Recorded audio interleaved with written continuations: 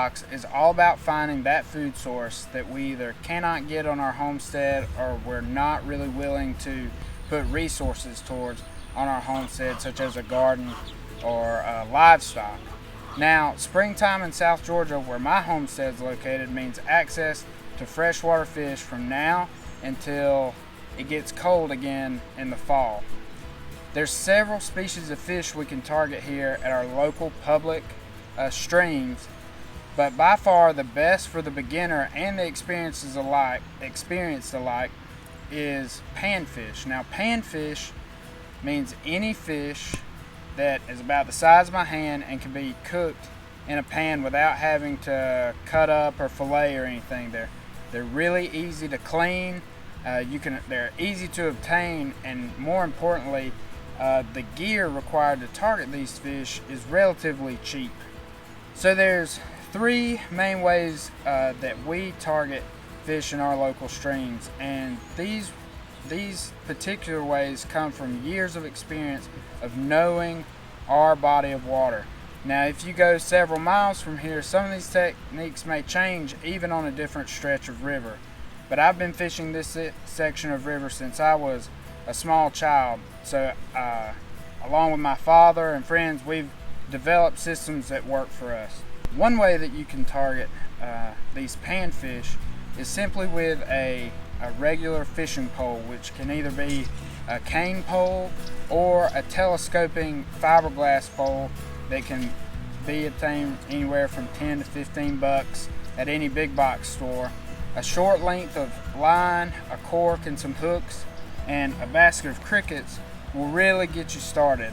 Now, even though the setup seems simple, it can be a little deceptive. It's very important to stay stealthy while you're fishing with a cane pole, because you typically have to get very close to the fish, which requires you to be very still.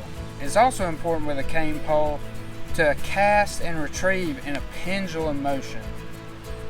Don't try to fling it over your head or anything like that. Just swing it nice and easy, nice and smooth, nothing that would spook fish when the water's clear. Another way we like to target these fish is either with open or closed face spinning gear. And the advantages of open and closed face spinning gear is that's going to extend our reach or our cast while shortening the length of our gear overall, which typically makes it a little easier to handle in these overhung creeks and small streams. The disadvantage of spinning gear is it can be a little more expensive and a little more time consuming to set up. It can also take a little bit more skill in learning to cast accurately. But once you learn to cast accurately, you can use either live bait or an assortment of lures, such as different types of spinners and jigs.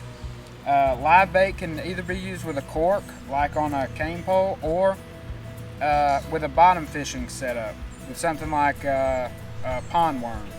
The last method I want to talk about that we utilize here, especially in the springtime, in the very early morning and very late at evening, is going to be fly gear. I personally use a number 5 weight fly rod with popping bugs that are widely available in a number of colors, and just ease my way up the stream and cast always upstream with a floating fly, and as well with crickets with a cane pole. You always want to cast upstream.